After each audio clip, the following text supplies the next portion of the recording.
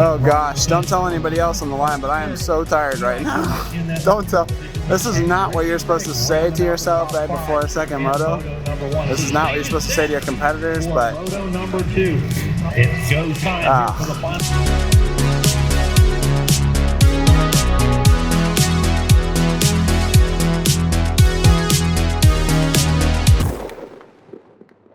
What's up guys, I'm Josh Mosiman and welcome to Hangtown's the Hangtown Motocross Classic, round 2 of the Pro Motocross series. And yes, we are racing again. This week in MXA, we're racing a 2022 Kawasaki KX450SR. It's the first year the Kawasaki's done a factory edition model.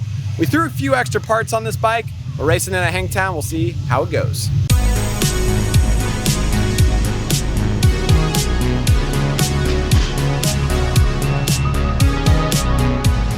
This bike comes with KYB suspension, but Pro Circuit, Mitch Payton, Luke Boyk, they hooked us up with some sick Showa suspension. We got factory suspension from the Pro Circuit Kawasaki team. $10,000 worth of suspension, and even a little bit more if you add in the triple clamps and the linkage that we're running on this bike. So I have no room for complaints this weekend, no room for excuses. Pro Circuit muffler and exhaust system.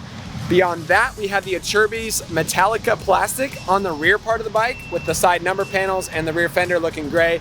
Got the seat cover with the wings on the side, the seat bump on top to keep me locked into the bike, Phoenix handlebars and grips. We also have a Works Connection Pro Launch starting device, Dunlop MX33 tires, and that pretty much wraps up what we got going on this motorcycle. FCP engine mounts, ETS K MX21 fuel, like the rocket fuel that we used last week.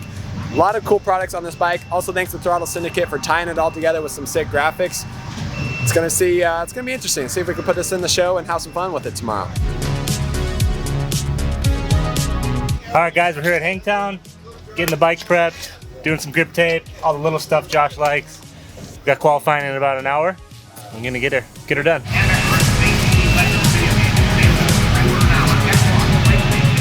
All right, so first practice is up next. Got some bright pink gear on today. I've definitely never raced with pink gear before. We're just doing qualifying with it, but first 250 practice, my brother just got off the track. He told me some cool lines. Track doesn't look too deep. It's definitely been worse for qualifying before, so whew, a little nervous now. I didn't eat quite enough this morning. I was a little bit stressed, a little bit busy running around. Get some more food in me after this first practice. Hopefully we qualify good. So I'm 6 foot. Bryce makes me look small. He makes me feel like a little kid. So I think the boots and helmet add a little height too. Yeah, that's true. That's true. I'm 19. 19 years old, 7 feet. Yeah. 7 foot tall. Crazy. And last week was his first national. This is his second national, and Hangtown's home track, just like me. Oh man, that first round was just insane. A little mixture of B practice was a little sketchy, but also just being out here, like having people watch me in the crowd and everything. It was just unreal. It was pretty awesome. Sick. All right, good stuff. What's something as a tall rider that you have to do that most people wouldn't think about? Like, what's something you struggle with, I guess? I guess my knees hitting the bars. Like, you gotta really watch like dabbing your leg because it'll shoot up and your knee will hit like the bottom of your levers and it hurts pretty bad. Nice. But other than that, I just work on like standing up through the corners, really help with stubbing your leg. So that's been like my main focus right now is just like standing up through the corners, not dabbing my leg. Sick. Well, good luck. Yeah, thank you. Second time at Hangtown. Last time I was here, I went to the LCQ and made it in. So my goal this year is not to go to the LCQ and just get straight in, qualify. We need to get another orange helmet into the big show, so can't just be Josh. I got to be out there with him, you know.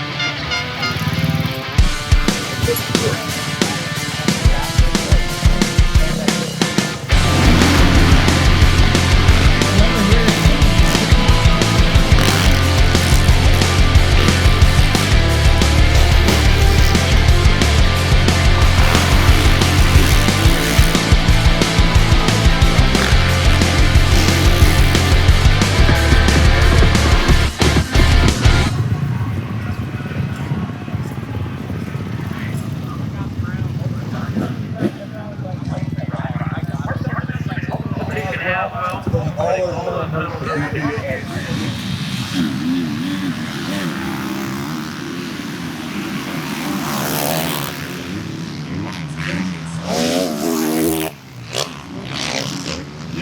wires, they really have to.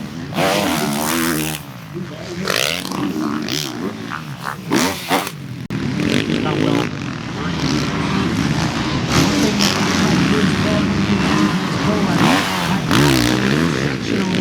Something that is not really visual.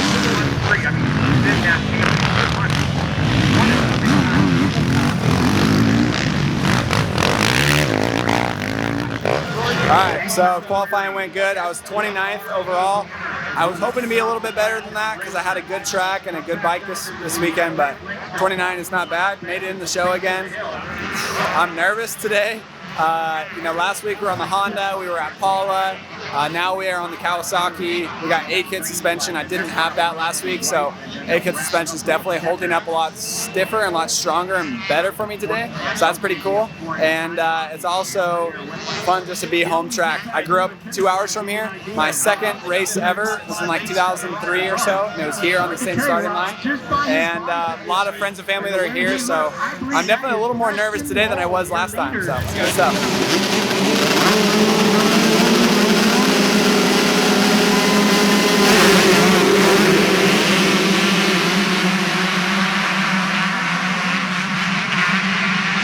We are pleased to have them today. Again, please welcome the members of the Painted Ladies Rodeo Performers.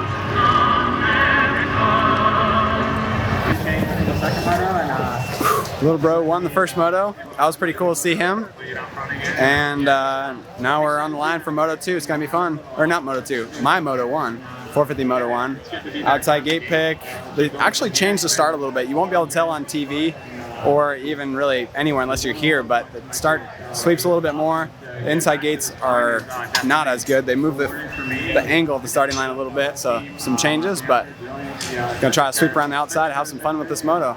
Everybody's asking me if I'm gonna back up Michael's win. I'm not Michael. I'm not gonna back that up. But I'm gonna do my best and try to hold on for 30 minutes.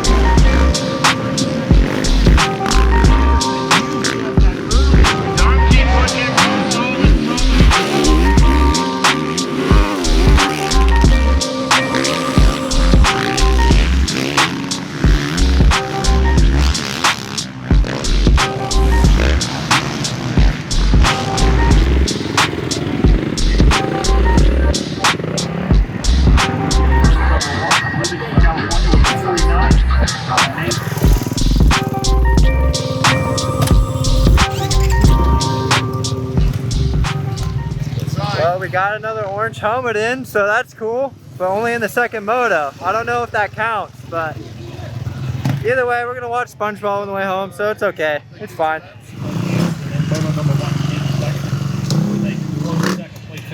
.3 seconds was the gap. Oh gosh, don't tell anybody else on the line, but I am so tired right now. Don't tell. This is not what you're supposed to say to yourself right before a second moto. This is not what you're supposed to say to your competitors, but good times. I was 26 in the first moto. I'm pretty stoked on that. I mean, it's not bad. I was battling with 25th and 24th, so if we could be that right there again, that'd be good. Working our way up every moto. 25 this time.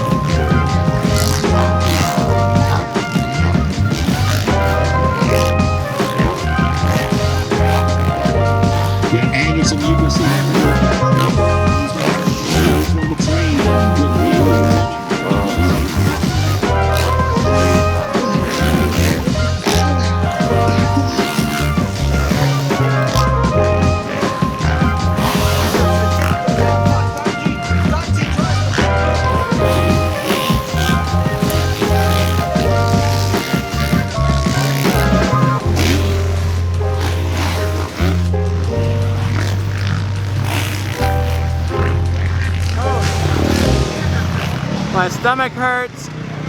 My stomach hurts. My pride hurts. My hands hurt. My legs hurt. Everything. That was tough. I spent some energy in that first moto. I didn't have any energy in the second one. But man, these guys are really gnarly. And I gotta train a little bit more next time. Can you give us a smile? And like, show us your... Got a lot of dirt in that.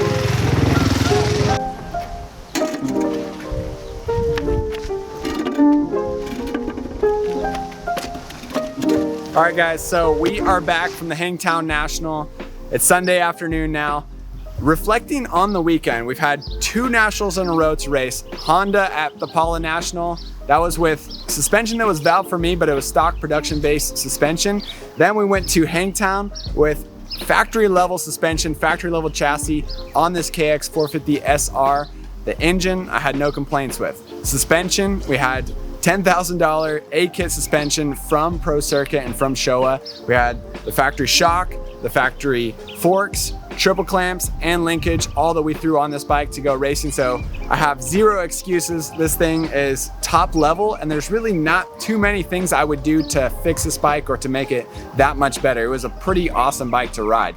However, factoring in my results and what could have made me a better rider this weekend, looking at motocross, it is a lot more rider focused rather than bike focused. You could give me the best bike. I don't know how much better of a bike you could give me. Even if you gave me Jason Anderson's bike that he raced on Saturday, I don't think it would have made me finish any better because I wasn't prepared and good enough physically, mentally, and with the right nutrition. So for me, playing into like comparing Pala and Hangtown, for Pala, I was a little more better rested. I had some better food intake coming into it, where Hangtown, we were working out of our van, we're far from home, didn't have the best breakfast, didn't eat enough the day before as we were building the bike at Hangtown. And so a lot of little things that play into it, where a factory level rider, a top level rider like Eli Tomac has the race rig there with all the food and stuff he needs. He also has his motorhome there with all the food and stuff he needs there. So I was up late at night on Friday getting breakfast and snacks ready for race day. So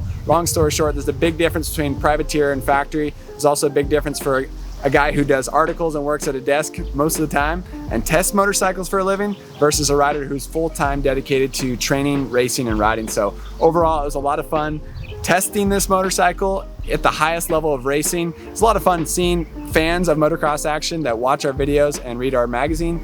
Overall, good times. Can't complain about too much. So when you look at it, last weekend at Pala, I went 28-30 for 30th overall. This weekend, I went 26-35 for 30th overall again. So definitely better at Hangtown. Comparing the two weekends, I definitely felt safer, smoother, stronger, and I had a lot more ability to go fast on the Kawasaki KX450SR. But then my results weren't that much better because I wasn't physically fit enough to make it work. So is $10,000 suspension better? Yes, it's better, but is it really worth it? I think for the majority of riders, it's more about becoming a better rider yourself and getting a motorcycle that works good for you. Just because you throw all kinds of money at this motorcycle does not make you a top level rider. And for me, it helped, definitely was better, but it didn't make the difference by bumping me into the top 20 or anything like that. All right guys, thank you for watching this video. If you haven't already, check out our video from the Pala National that we did last weekend, racing a Honda CRF 450. And stay tuned for more motocross action videos as we got 2023 motorcycle testing coming up next.